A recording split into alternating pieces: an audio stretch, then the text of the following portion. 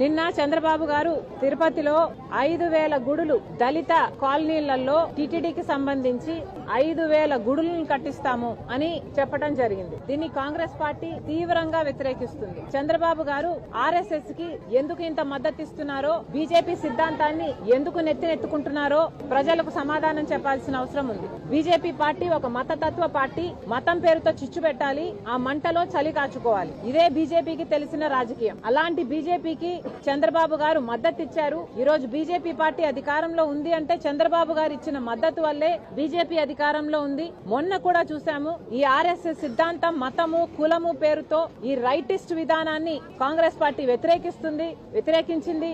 కానీ చంద్రబాబు గారేమో మొన్న ఉపరాష్ట్రపతి ఎన్నికల్లో కూడా ఆర్ఎస్ఎస్ అభ్యర్థికే మద్దతు ఇచ్చారు. సరే, మిత్రధర్మం కదా అని చాలా మంది అనుకోవడం జరిగింది. కానీ చంద్రబాబు గారిని కాంగ్రెస్ పార్టీ సూటిగా ప్రశ్నిస్తుంది.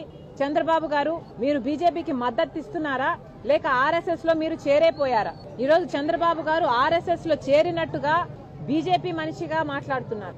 5,000 గుడులు కట్టిస్తారట. దళిత కాలనీలలో 5,000 గుడులు కట్టిస్తారట టీటీడీ తరపున.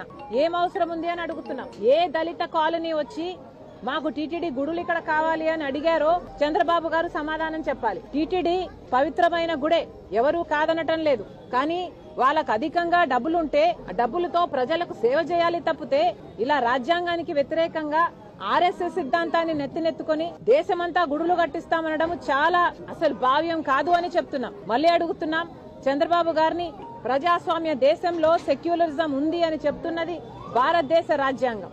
కానీ ఆర్ఎస్ఎస్ రాజ్యాంగం అది చెప్పటం లేదు. హిందువులు మాత్రమే మనుషులు, మిగతా వాళ్ళంతా పురుగులు అని చెప్తుంది ఆర్ఎస్ఎస్. మరి చంద్రబాబు గారు ఆర్ఎస్ఎస్ లో ఎందుకు చేరారో, బీజేపీ మాటలు ఎందుకు మాట్లాడుతున్నారో సమాధానం చెప్పాలి. చంద్రబాబు గారు మళ్ళీ అడుగుతున్నాం, మీరు గుడులు కడతామంటున్నారే దళిత కాలనీలలో, ఈ గుడులలో పూజారులు ఎవరు? బ్రాహ్మణులు ఉంటారా? దళితులు ఉంటారా?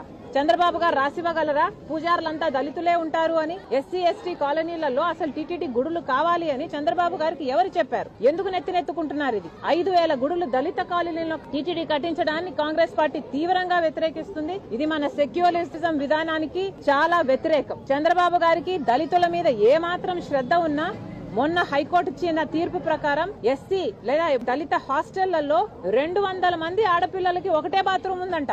అలా ఉన్నాయి ఆ వెల్ఫేర్ హాస్టల్స్. ఆ బిడ్డల గురించి, ఆ దళితుల గురించి మీకు ఏమాత్రం అక్కరున్నా వాళ్ళ వెల్ఫేర్ గురించి ఆలోచన చేయండి. ఆ హాస్టళ్లు బాగు చేయండి. వాళ్ళ కాలనీలలో డ్రైనేజ్ సిస్టమ్స్ లేవు, వాళ్ళ కాలనీలలో రోడ్లు లేవు, సరిగ్గా నీళ్లు రావు, కరెంట్ ఉండదు దళిత కాలనీలలో. ఇవేవి పట్టించుకోరు. కానీ దళితుల కాలనీలలో మీరు 5,000 గుడులు కడతారా? ఇది ఎక్కడి న్యాయం అండి? కాంగ్రెస్ పార్టీ